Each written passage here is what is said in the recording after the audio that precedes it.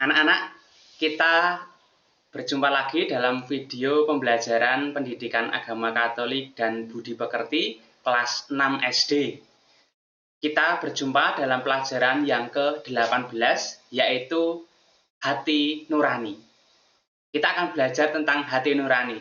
Sebelumnya silahkan melihat gambar yang ada di samping ini. Gambar apa kalau kalian tahu? Itu adalah Pinocchio. Apa yang khas dari Pinocchio?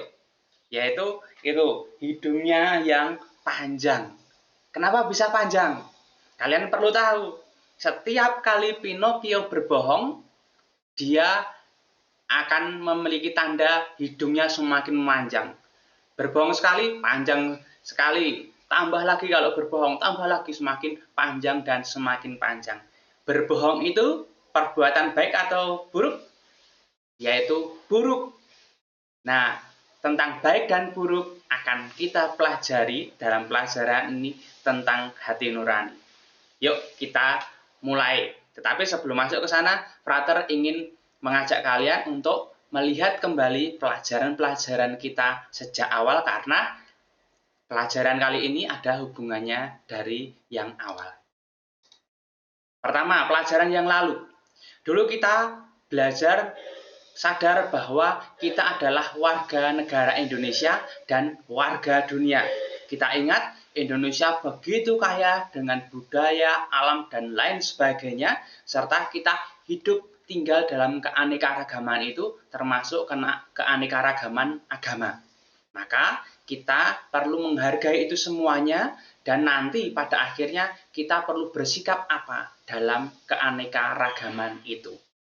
Lalu yang kedua, kita belajar dari nabi-nabi.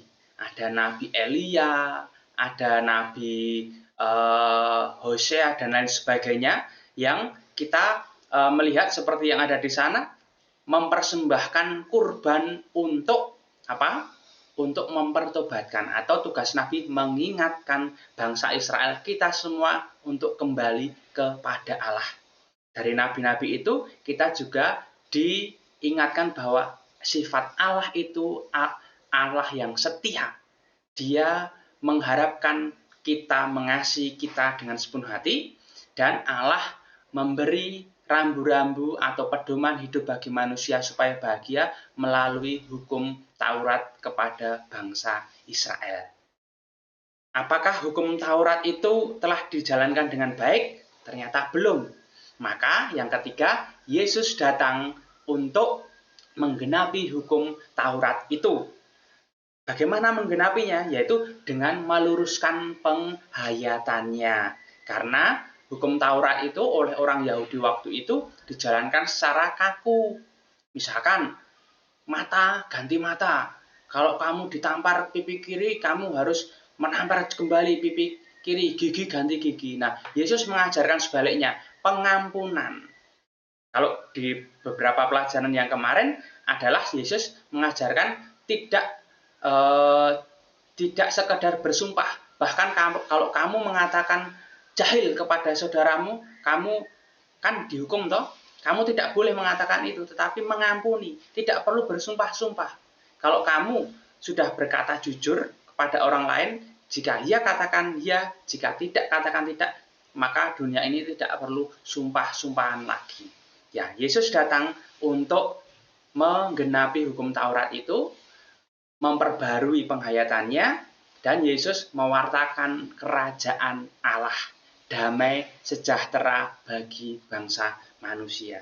Nah, kerajaan Allah itu apakah sudah datang? Ya, sudah datang. Tetapi apakah sudah sempurna? Belum sempurna. Dan itulah tugas yang diwariskan Yesus kepada kita, gereja, dan disertai oleh Roh Kudus. Nah, itulah mengapa kita sekarang gereja berkarya. Gereja dan pewartaan kerajaan Allah itu adalah tema berikutnya. Tuhan, tugas yang diberikan adalah melanjutkan karya Yesus mewartakan kerajaan Allah di dunia. Karena dunia modern saat ini memiliki pengaruh yang tidak selalu baik. Sehingga kita harus selalu berpikir kritis. Berpikir kritis itu tidak mudah mengikuti, tidak mudah percaya, tetapi bertanya, ini benar enggak? Ini baik enggak? Jadi, bersikap kritis ini penting untuk zaman kita. Nah, dari bersikap kritis di pelajaran 17 kemarin, sekarang kita diantar masuk ke pelajaran ke-18 tentang hati nurani. Hati nurani itu adalah alat untuk bersikap kritis tadi terhadap zaman modern, supaya kita tidak hanyut, tidak masuk arus yang buruk, tetapi kita tetap selamat dan bahagia.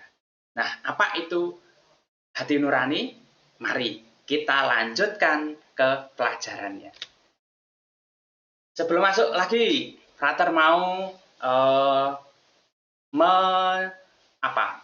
bercerita sedikit tentang kekasan manusia. Menjelaskan ya, manusia itu memiliki kekasan kalau dibandingkan dengan ciptaan lain. Ciptaan lain itu apa? Dari level yang rendah, artinya rendah itu secara akal budi ya. Pohon itu kan tidak bisa bereaksi dalam arti kalau bisa berjalan ke sini, tetapi dia itu tidak memiliki jiwa, ya, roh. Mungkin ada tapi istilahnya lain. Tumbuhan, kemudian ada hewan, kemudian ada manusia. Nah, manusia ini ciptaan Allah yang paling sempurna, sungguh amat baik. Mengapa? Karena dia dianugerahi, poin yang kedua ini adalah dia dianugerahi akal budi. Akal budi itu apa? Nanti kita bahas, akal budi itu nanti akan melahirkan kesadaran. Kesadaran itu akan memberikan kebebasan. Yuk, kita sekarang membahas itu, tetapi melalui pemahaman ini. Hewan itu kalau dia marah, kira-kira mengapa? Atau tindakan itu disebut apa? Hewan itu bereaksi. Tetapi kalau manusia itu bertindak. Loh, apa bedanya, Frater? Ini bedanya. Misalkan hewan lagi jengkel, dia itu tidak bisa berpikir, tetapi kejengkelannya itu langsung diungkapkan. Lihat kalau anjing sedang marah, pasti dia langsung menggonggong kan? Marah, lalu menyerang, membentak, merusak. Kalau lapar ya makan gitu aja, apa saja, bahkan dia rakus. Kalau saking laparnya bahkan plastik pun dimakan, ya enggak? Meskipun rasanya nggak enak tetap dimakan, yang penting untuk mengisi perutnya. Kalau ngantuk, males, tidur aja sepanjang hari seperti itu. Itu yang dilakukan oleh hewan. Hewan itu bereaksi. Reaksi atas apa? Apa yang dirasakannya. Tetapi manusia tidak serta-merta seperti itu, tidak otomatis seperti hewan. Manusia kalau jengkel, manusia yang dewasa, kalian harus berlatih seperti ini. Kalau jengkel, tidak harus langsung atau justru harus bisa menahan diri untuk tidak seperti hewan yang kalau jengkel langsung marah, langsung menyantap orang, ya kan, langsung dimakan. Bukan seperti itu. Tetapi manusia bisa mengendalikan diri, memilih sikap. Meskipun jengkel, dia bisa memilih antara membentak, menyerang, atau tetap santun dan memaafkan orang. Nah, sekarang kalau kalian menilai, meskipun jengkel, orang bisa memaafkan, atau orang jengkel langsung marah-marah, lempar piring, mana yang lebih baik? Pasti kalian bisa menilai bahwa yang baik adalah orang yang bisa mengendalikan emosi, sabar, dan akhirnya bisa mengampuni. Nah, itu kekhasan manusia. Manusia itu, yang poin yang keenam, mampu memilih kemungkinan tindakan. Manusia bisa mempertimbangkan. Nah, kalau hewan kan tadi tidak.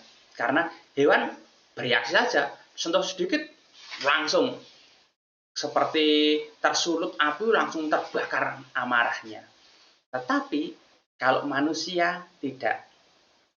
Yang poin yang ketujuh, manusia bisa mempertimbangkan, menimbang ya, ini baik nggak ya? Kalau yang ini baik nggak ya? Mana nih yang lebih baik? Nah, ini yang namanya mempertimbangkan. Lalu dari situ memilih, oh yang baik yang ini yang saya ambil, gitu. Nah, untuk bisa menimbang, untuk bisa memilih, manusia sadar, oh ini baik, oh ini buruk. Lalu sekarang diberi kebebasan. Manusia, kamu mau memilih yang baik ini atau yang buruk? Meskipun tahu, dia bisa loh memilih yang buruk. Iya enggak? Iya. Nah, ini yang disebut kesadaran dan kebebasan. Hewan tidak memiliki itu. Hewan tidak bisa memilih, oh ini baik, dipakai untuk nanti saja. Oh ini buruk, dipakai sekarang dulu, biar tidak busuk. Nggak bisa. Hewan ya sekali berpikir hanya berdasarkan rasa, langsung bereaksi begitu saja. Dan tidak memiliki kebebasan. Nah, manusia bebas. Sampai sejauh ini, semoga kalian paham dengan penjelasan tentang apa itu akal budi, yaitu tentang kesadaran dan tentang kebebasan. Kita lanjut ya. Yang kedua, itu tadi tentang akal budi. Nah, sekarang Frater mau mengajak kalian untuk melihat hukum alam. Di sana ada gambar bulat bumi ya. Ada orang-orangnya yang di atas, di samping kiri kanan, lalu di pojok sana itu. Kalau kita berdiri dimanapun, kita pasti akan berdiri seakan-akan merasa di sana itu selalu atas kan, iya enggak? Tapi kalau mau dilihat dari kacamata yang jauh seperti itu kan, sana kok terbalik ya, kepalanya di bawah, ya enggak? Nah, ini yang namanya hukum gravitasi. Gravitasi bumi apa? Yaitu gaya tarik yang menarik semua benda itu menuju ke pusat bumi. Intinya yang ada di tengah sana itu. Jadi, dengan adanya gaya gravitasi bumi ini, membuat setiap benda ada di posisinya secara teratur dan tidak benturan. Coba kalau tidak ada gayanya, pasti melayang-layang, lalu ada benturan sana-sini. Mau bergerak juga susah, karena melayang-layang. Udara juga nggak ada loh. Itu adalah gaya gravitasi bumi. Nah, gaya gravitasi bumi itu adalah hukum alam. Aturannya sudah ada di alam. Manusia tinggal mengikuti saja. Hewan tinggal mengikuti saja. Benda-benda yang ada di atas bumi tinggal mengikuti saja. Ya enggak? Nah, gravitasi, hukum alam sebagai hukum alam itu mengatur hal-hal fisik. Supaya tidak benturan. Supaya ada keteraturan. Demikian pula dengan yang disebut nilai-nilai. Kalau yang fisik itu diatur oleh hukum alam gravitasi, kalau hidup manusia, kamu bahagia atau tidak? Kamu apakah sengsara? Apakah kamu akhirnya sedih? Apakah kamu memiliki masa depan yang baik? Nah, tentang kehidupan manusia itu diatur oleh nilai-nilai. Kita lihat ya, membandingkannya. Sekarang, kalau melawan hukum alam, itu berarti pada akhirnya mati. Nanti melawan nilai-nilai juga akhirnya mati. Frater, wah bingung nih. Maksudnya bagaimana? Yuk, ini ada contohnya. Hukum alam tadi kan gravitasi ya, gaya tarik bumi itu tadi ya, yang memungkinkan orang kalau kita melemparkan suatu barang ke atas, misalkan ini ya, Frater melemparkan, pasti turun lagi ke bawah. Kalau kita melompat, kita pasti juga kembali ke bawah. Kalau kita melompat dari atas menara, kita juga pasti akan jatuh ke bawah. Ada orang yang berteriak begini, aku tidak percaya dengan hukum gravitasi. Ya, tidak percaya hukum gravitasi lalu melompat dari atas menara. Apa yang terjadi? Ya, orang itu pasti akan ditarik oleh hukum gravitasi, artinya orang itu akan terjatuh. Dan kalau menara itu sangat tinggi, dia pasti mati. Meskipun apa? Dia tidak percaya pada hukum gravitasi. Hukum gravitasi itu tidak bisa ditentang, hanya bisa diikuti. Jadi, hukum gravitasi akan menerima konsekuensinya. Demikian pula jika hidup tidak berdasarkan nilai-nilai. Nilai-nilai itu apa tuh, Frater? Nilai-nilai itu contohnya begini. Kejujuran, cinta kasih, menghormati, rendah hati, disiplin, rela berkorban. Pokoknya yang baik-baik, sifat-sifat baik untuk dilakukan itu adalah nilai-nilai. Nilai-nilai kalau mengabaikan hal itu, lalu menjadi tidak jujur, suka menggosip atau membicarakan orang, menjelek-jelekkan orang lain. Lalu akhirnya yang terjadi apa? Orang lain pasti curiga. Kalian buktikan saja kalau nggak percaya. Pasti meskipun orang lain itu tidak mendengar langsung, tetapi pasti suatu saat itu kerasa kok kalau kamu itu membicarakan dia menjelek-jelekkan orang lain itu temanmu misalnya. Orang itu akhirnya menjadi tidak percaya kepadamu. Dan kamu akhirnya apa? Dijauhi orang lain, diasingkan. Dan akhirnya kamu mendapatkan kesulitan hidup kalau kamu melawan nilai-nilai contohnya tadi adalah untuk setia, tidak membicarakan orang. Misalkan lagi, tidak jujur dengan apa? Mencuri. Seorang pencuri itu pasti suatu saat akan ketahuan dan masuk penjara, bahkan bertahun-tahun. Nah, inilah bentuk kematian karena melanggar nilai-nilai. Kalau tadi melanggar hukum gravitasi, bentuknya kematian secara fisik. Jatuh ya mati. Tetapi kalau melanggar nilai-nilai, bentuk kematiannya adalah ketidakbahagiaan dalam hidup. Misalkan tadi pencuri atau membunuh, ditahan, dipenjara selama bertahun-tahun, bahkan sampai seumur hidup. Paham ya sampai sejauh ini? Nah, lalu kita akan belajar tentang hati nurani dan moralitas. Tadi kan kita sudah tahu tentang kebebasan ya. Manusia itu bebas. Dengan kebebasannya itu manusia bisa sadar lalu memilih tindakan. Aku disenggol temanku nih, waduh, aku bisa langsung marah. Atau aku memilih untuk diam. Aku merasa apa ini? Oh, aku merasa tersinggung. Mengapa? Karena dia nyenggol aku. Loh, kenapa toh dia menyenggol aku? Nah, kesadaran ini mulai jalan berpikir. Oh, dia tadi karena tidak sengaja. Oh ya nggak apa-apa kalau gitu nggak usah marah. Nah, sekarang aku memilih untuk tidak marah. Gitu loh. Toh biasanya aku kan juga berbuat salah. Jadi itu bisa dimaklumi. Itu. Atau, wah nggak mau tahu, aku mau marah. Itu juga pilihan. Tapi pilihan yang jelek. Di antara kesadaran tadi ya, dan sebelum memilih tindakan tadi, ada menimbang-nimbang. Ya nggak? Menimbang-nimbang, mau marah nggak ya? Oh nggak usah, karena itu kan bukan kesalahannya dia, atau aku juga pernah mengalami kesalahan yang sama. Nah, itu artinya menimbang-nimbang. Yang ditimbang-timbang adalah antara yang baik dan buruk. Kalau aku marah, oh ternyata itu perbuatan yang nggak baik, wong dia nggak sengaja kok, ya nggak? Tetapi yang baik adalah mengampuni kesalahan orang lain. Nah, menimbang antara yang baik dan buruk ini yang disebut moralitas. Meskipun aku ini sekarang sangat lapar, dan aku tidak punya uang, aku tidak mau mencuri. Nah, karena apa? Kalau mencuri itu perbuatan yang tidak baik. Mending aku meminta tolong ke temanku, aku dipinjami uang atau aku diberi jajanmu gitu. Itu akan lebih baik. Hati nurani ini adalah alat untuk menilai baik dan buruk. Jadi bayangkan, kita memiliki hati nurani dan di sana ada suaranya.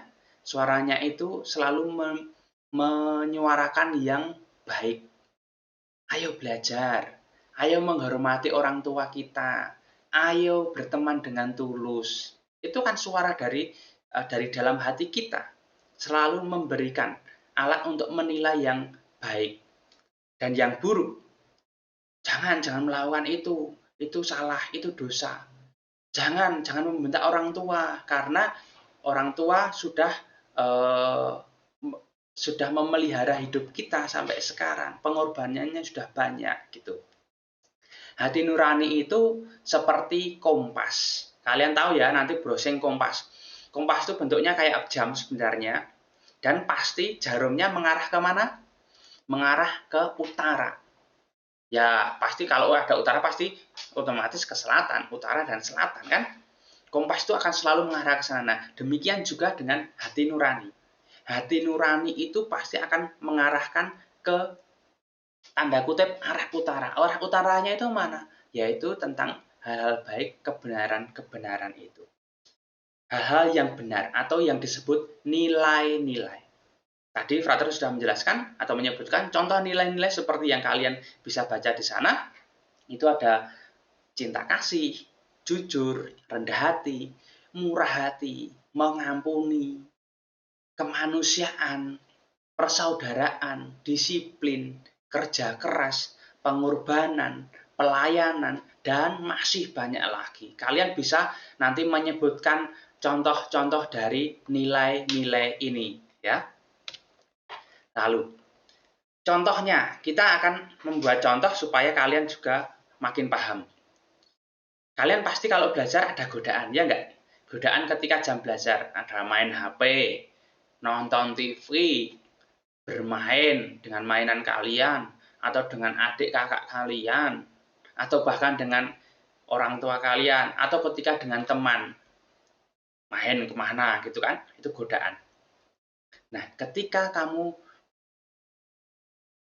menghadapi godaan itu, ini jam belajar nih. Wah, tapi asik loh kalau main HP itu. Sekarang diam. Lalu jawablah dengan jujur pertanyaan ini. Manakah yang baik untuk dilakukan sekarang? Yang perlu digarisbawahi adalah mana yang baik loh ya, bukan yang sekedar menyenangkan loh ya. Mana yang baik untuk dilakukan di jam belajar ini? Belajar atau main HP atau main bersama teman atau nonton TV. Kalau kamu mau jujur, suara hatimu pasti mau mengatakan belajar adalah yang benar dan baik. Karena belajar menentukan masa depan. Sedangkan main atau nonton TV itu bisa dilakukan kapanpun di luar waktu ini. Apalagi kalau besok ulangan, apalagi kalau sekarang harus mengerjakan tugas atau PR. Hanya soal enak dan kenyamanan biasanya kalau kita memutuskan itu. Bukan. Suara hati itu mengarahkan ke soal yang baik dan benar. Bukan soal enak dan tidak enak, nyaman dan tidak nyaman. Bukan seperti itu. Yang baik dan benar seringkali tidak enak dan tidak nyaman. Contohnya setia dalam belajar. Ya enggak? Lanjut. Nilai-nilai tadi, kejujuran, menghormati, mengasihi, disiplin, kerja keras, dan lain sebagainya tadi, itu adalah keutamaan hidup yang mengarahkan pada kebahagiaan. Kalau ingin bahagia, ya harus hidup seturut dengan nilai-nilai tadi. Kalau kamu ingin bahagia karena hasil studi atau belajarmu memuaskan, ya kamu harus belajar keras, belajar rajin. Nggak bisa kamu malas-malesan. Nanti kalau malas-malesan, hasilnya pasti juga malas-malesan juga. Kamu tidak akan mendapatkan hasil yang baik. Kalau ingin bahagia, tetapi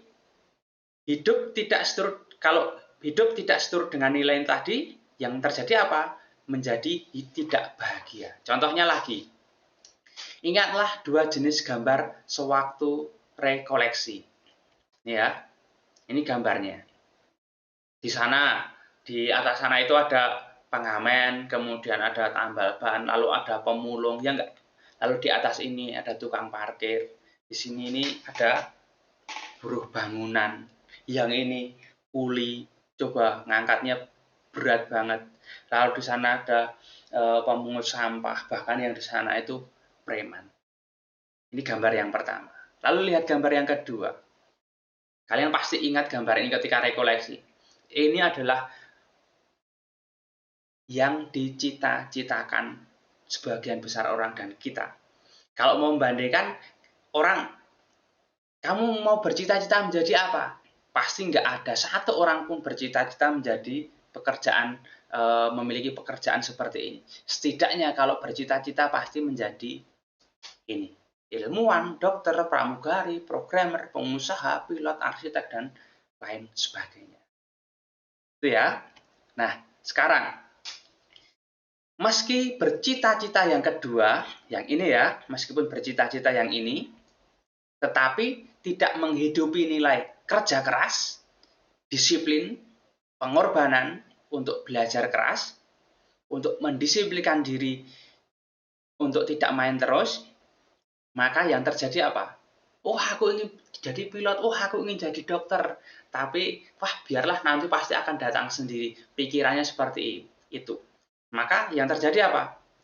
Akhirnya hanya akan menjadi orang dengan profesi yang digambar yang pertama yang tidak dicita-citakan. Digambar yang ini. Ya enggak? Kamu boleh bercita-cita apapun, sebesar apapun, boleh. Tapi ingat, kalau kamu tidak mengimbangi dengan usaha, pada dasarnya kamu secara tidak langsung kamu itu memilih cita-cita yang ini. Besok aku ingin jadi buruh angkot aja. Besok jadi tukang parkir aja. Jadi pengamen. Ya, itu. Jadi nilai apa? Kerja keras, disiplin, pengorbanan itu penting untuk hidup kita mulai sekarang dengan studi atau belajar. Ini ya, ini bedanya. Yang di sana itu adalah yang dicita-citakan, sedangkan yang di belakang ini adalah yang tidak dicita-citakan. Ini orang kalau bekerja ini alasannya apa? Lah mau bagaimana lagi? Gitu. Terpaksa. Aku nggak punya keterampilan lain. Maka mumpung kamu masih muda, kita masih muda, kita harus mendisiplinkan diri untuk terbiasa belajar bekerja keras untuk mencapai cita-cita yang di sana. Maka kita lanjut kepada mengapa tadi meskipun kita bercita-cita besar, tetapi akhirnya tidak sampai pada yang kita cita-citakan. Kita seringkali tidak mau bertanya kepada hati nurani. Sekarang ini yang baik adalah berbuat apa? Apa yang harus aku lakukan sebaiknya? Tidak pernah seperti itu. Dalam menghadapi persoalan harus bertanya, dalam hal ini nilai apa yang harus aku pegang? Ketika belajar, nilai apa yang harus aku pegang? Ketika berhadapan dengan orang tua, nilai apa yang harus aku pegang? Tentu kalau belajar ya rajin, kerja keras, disiplin. Kalau dengan orang tua, menghormati, hangat, menyayangi, melayani, ya enggak? Kalau dengan teman, bersahabat, tulus, itu yang harus ditanyakan kepada hati nurani. Mengapa? Karena hati nurani ini gudangnya nilai-nilai tadi. Tadi yang Frater sebutkan sebagai contoh itu hanya sebagian kecil. Kamu bisa menyebutkan begitu banyak nilai-nilai yang terkandung dalam hati nurani. Tanyakan pada dirimu sendiri ya. Nanti setiap kali menghadapi persoalan, tanyalah nilai apa, nilai baik apa yang harus aku perjuangkan. Misalkan kalian main lalu tersesat di jalan. Nilai apa yang harus aku perjuangkan? Keberanian untuk bertanya misalkan. Keberanian untuk minta tolong. Nah, keberanian ini adalah nilai. Nanti ketika ada persoalan juga seperti itu. Wah, ini mengerjakan ini susah. Ingat, tanya pada hati nurani, nilai apa yang harus aku lakukan? Kalau ini seperti tersesat, aku harus berani bertanya. Tanya kepada siapa? Ya kepada orang tua mungkin, pada keluarga. Kalau nggak ada, kepada teman. Kalau nggak ada, ya kepada frater atau kepada ibu guru. Jadi itu ya, harus bertanya kepada hati nurani. Contoh lain, ketika menghadapi ujian akhir, nanti ya kalian di kelas 6 akan menghadapi ujian akhir toh. Sekarang ini kamu ingat dan sekaligus sadar bahwa kamu belum belajar dan belum siap. Waduh, ini tinggal berapa bulan lagi nih. Aku kok belum siap nih, matematika sulit ini. Waduh, IPA juga sulit nih. Apalagi bahasa Inggris ini.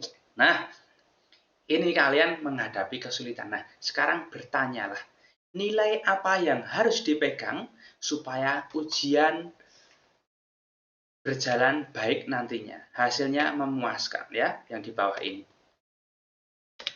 Lalu, jawabannya alternatifnya ini.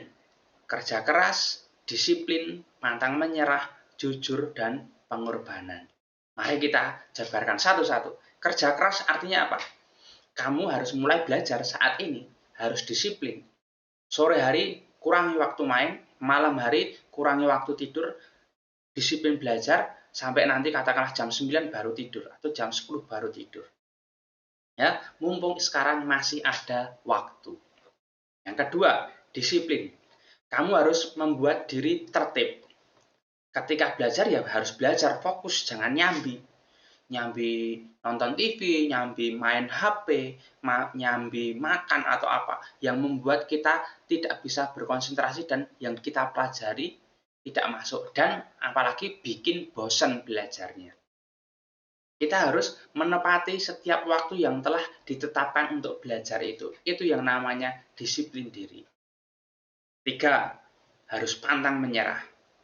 Menyerah harus dipantangi. Aku tidak akan berhenti ketika menemui kesulitan belajar. Dengan cara apa? Ya tadi, bertanya kepada siapapun yang membantu. Bisa orang tua, bisa saudara, atau bahkan bertanya kepada ibu guru atau frater. Atau pinjam catatan atau buku yang memberi solusinya. Yang keempat, jujur. Mengerjakan ujian itu harus dengan segala kemampuan tanpa bertanya. Ini ketika ujian loh ya. Ketika ulangan seperti itu tidak boleh bertanya atau apalagi nyontek. Itu adalah nilai. Itu memberi harga dirimu ada di dalam ujian. Ini kemampuanku. Nah, kalau kamu bagus tapi hanya melihat milik teman, itu nggak ada nilainya sama sekali buat. Dan yang terakhir adalah pengorbanan. Mau susah payah, mau merelakan waktu bermain, merelakan waktu nonton atau waktu ngegame untuk apa? Untuk belajar. Nah, ini kita telah bersentuhan melihat nilai-nilai dan ini pantas untuk dijalani, ya.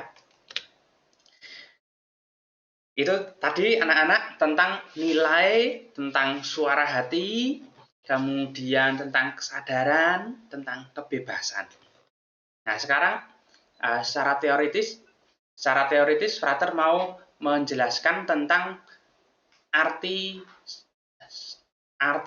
hati nurani secara luas, ya. Arti hati nurani secara luas itu adalah sadar adanya kewajiban untuk memilih yang baik, ya. Artinya apa? Luas itu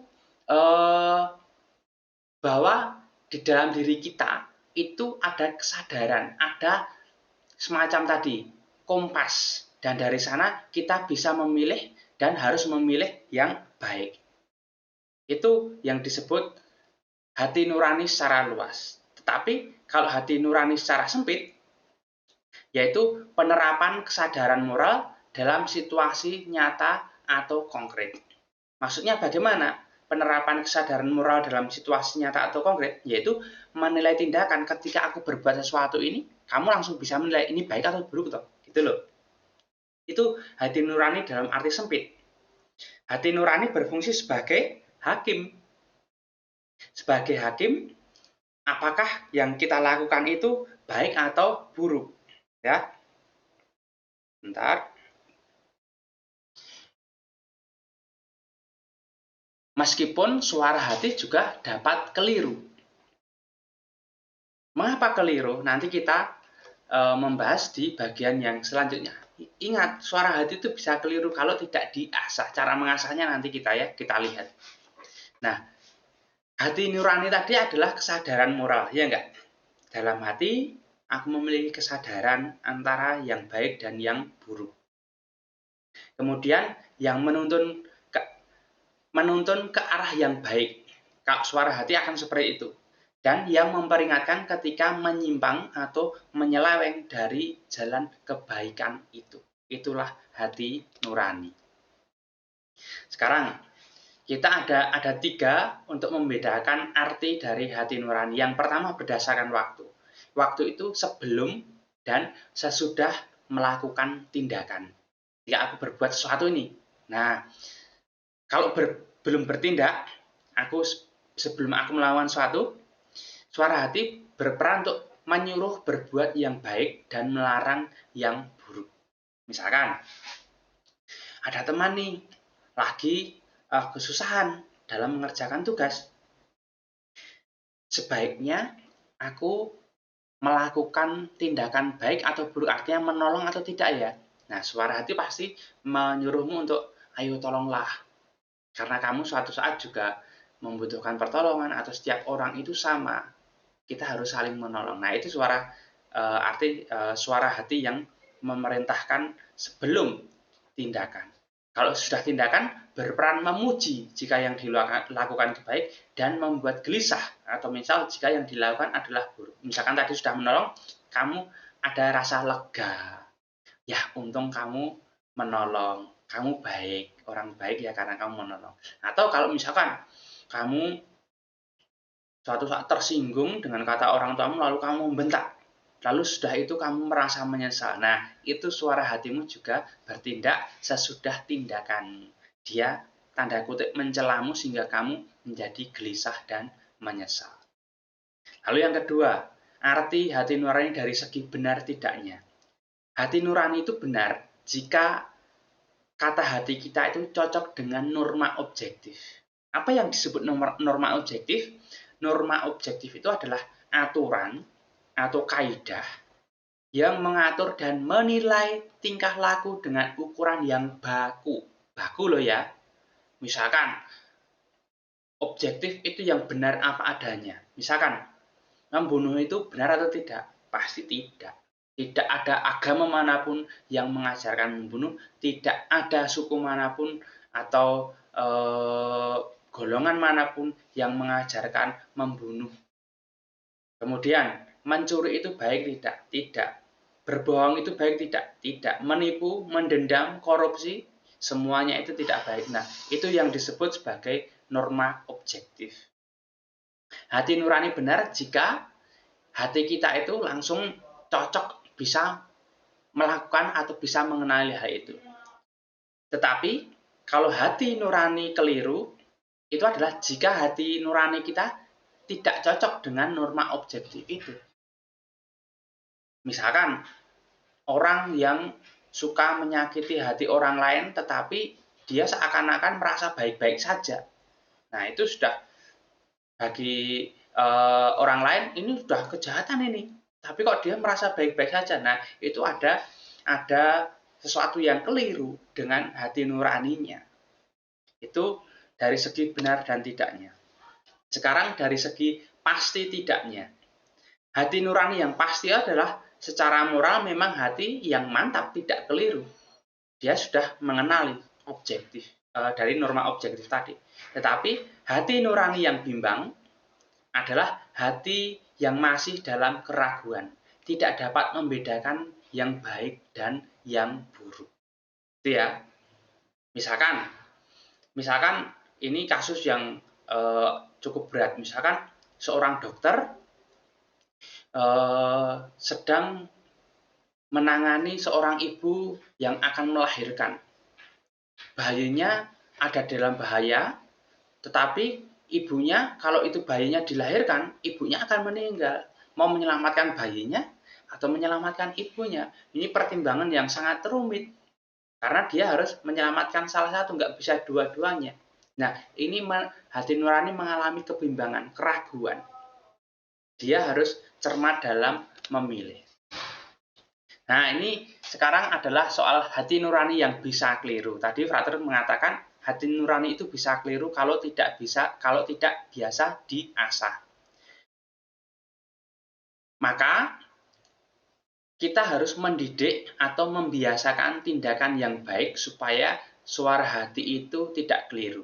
Cara membina hati nurani supaya benar itu apa? Yang pertama, selalu setia mengikuti keputusan hati nurani ketika kita jelas, sudah melihat dengan jelas tindakan baik yang dituntunnya. Ayo sekarang belajar, ayo kamu itu menghormati orang tuamu, ayo kerjakan tugasmu dengan cepat, misalkan seperti itu. Nah, contoh lainnya, ketika sadar dan jelas bahwa sekarang waktunya belajar ya, fokuslah. Ketika teman-teman butuh bantuan ya bantu. Itu ya jelas langsung diikuti. Jangan membantah, jangan menyeleweng. Yang kedua, membiasakan diri menjalankan perbuatan-perbuatan yang baik. Tidak usah disuruh cuci piring, merawat tubuh kita, mandi, kemudian merawat kamar, bersih-bersih, itu membiasakan diri melakukan perbuatan-perbuatan yang baik. Kemudian menghidupi hidup rohani seperti doa, ibadat, kalau rekoleksi ya rekoleksi atau retret. itu mengasah hati nurani kita. Kemudian, memperluas pengetahuan kita melalui bacaan-bacaan yang baik. Melalui apa? Buku-buku, surat kabar yang terpercaya. Sekarang itu banyak media yang tidak bisa terpercaya, teman-teman, anak-anak semuanya. Jadi, harus memilih surat kabar yang baik dan terpercaya. Kemudian, merenungkan kitab suci. Itu adalah cara untuk memperluas wawasan kita.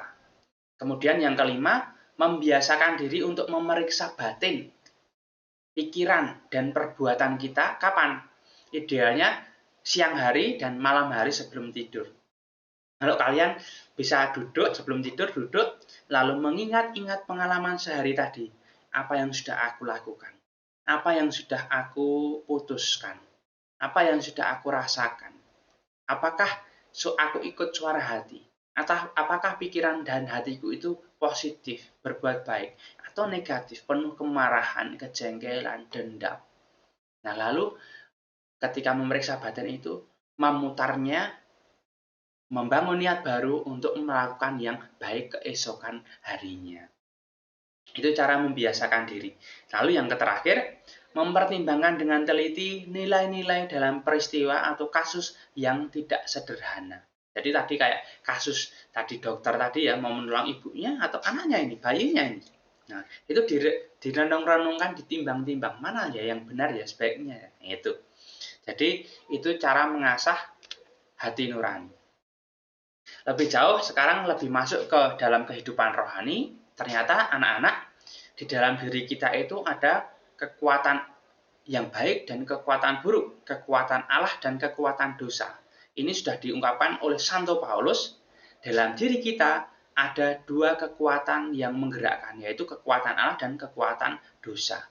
Keduanya itu saling bertentangan, ingin mempertahankan, lalu terjadi bentrokan. Nah, pergulatan di dalam hati kita ini yang disebut dilema dalam hati.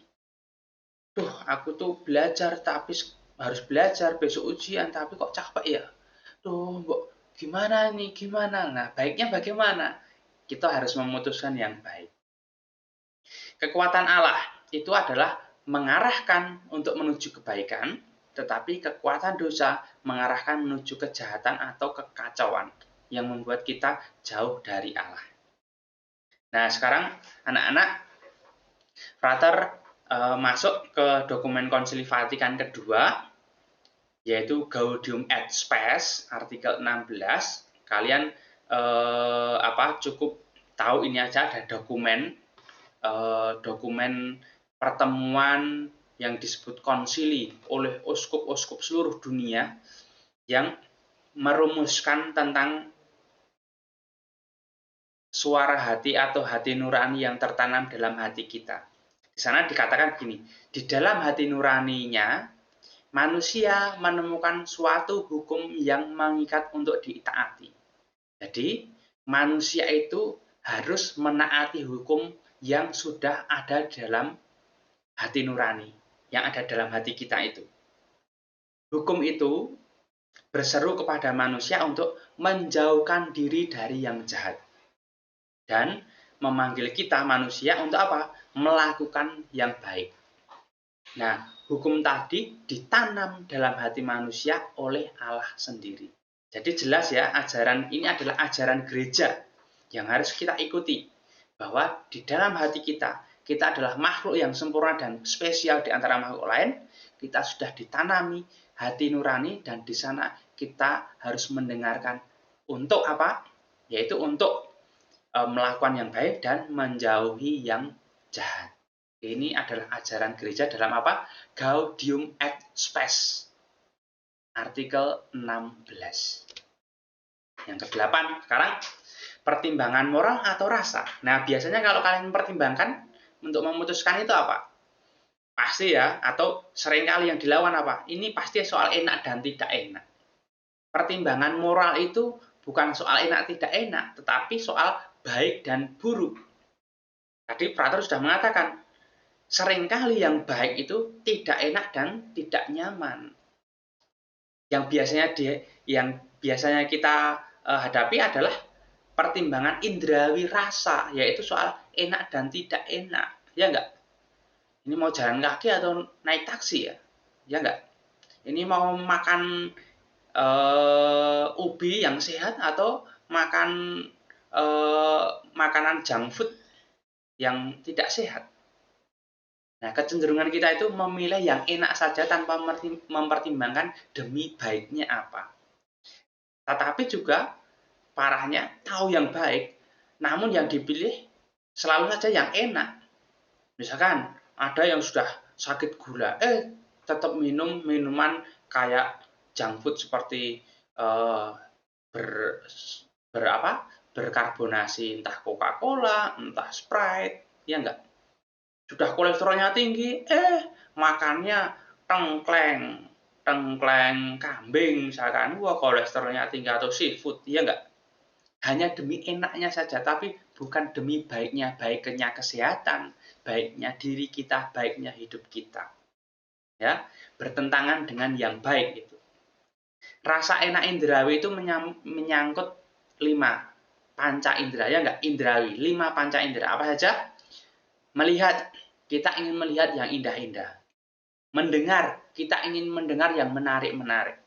Membawi, ingin yang harum, yang segar. Mencecap, ingin rasa yang enak, makan yang enak. Kalau nggak enak meskipun sehat nggak mau. Kemudian merasa, rasa nyaman, rasa wah pengennya tidur-tiduran terus, menjadi orang makhluk rebahan sekarang ini. Tidak mau berusaha. Inilah rasa enak bagi sensasi tubuh.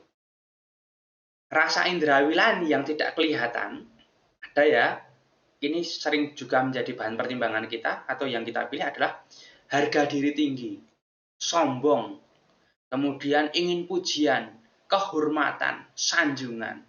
Kemarin cara roh jahat mempengaruhi apa? Dengan apa? Kekayaan itu ya bisa kehormatan tadi, kekayaan itu bisa jabatan, status, pangkat, ya enggak? Setelah mendapatkan kekayaan, dia mengejar kehormatan, dan selanjutnya yang lebih tinggi adalah setelah kehormatan, kesombongan atau keangkuhan. Ya enggak? Nah, ini 3 hal ini yang secara indrawi dikejar. Lalu demi mengejar hal itu, kita juga sering mengabaikan hati nurani. Oke, anak-anak, itu adalah pelajaran kita tentang hati nurani. Semoga kalian semua paham. Kita akan melanjutkannya dalam pelajaran selanjutnya. Kita akan membahas bacaan-bacaan yang ada di buku paket, tapi tidak kali ini. Silahkan kalian kalau mau membaca, nanti kita akan membahasnya. Sebelumnya, Frater memiliki 2 quote atau kata bijaksana. Yang pertama, hati nurani itu sangat jelas. Sangat jelas apa? Untuk menunjukkan mana yang benar dan mana yang salah. Sehingga kamu tidak akan mungkin salah. Kamu berjalannya ke sana, karena sana itu yang benar. Kamu lakukan ini karena ini yang baik. Tetapi hati nurani itu sekaligus lemah, sehingga kamu sering mengabaikannya. Udah nggak usah belajar, yang sekarang itu enak-enak aja, main HP, nonton TV, nonton film, ya enggak? Nah, kamu sering mengabaikan hati nurani itu. Lalu yang kedua, mengetahui tetapi tidak melakukannya sama saja dengan tidak mengetahui. Kamu belajar hati nurani, kamu sudah tahu, tetapi kamu tidak mempraktekannya. Tidak ada artinya. Kamu sama saja dengan tidak tahu. Itu saja video dari Frater dalam penjelasan hati nurani, cukup panjang, semoga lengkap dan kalian bisa mempraktekannya dalam kehidupan sehari-hari. Salam dan berkah dalam. Jos!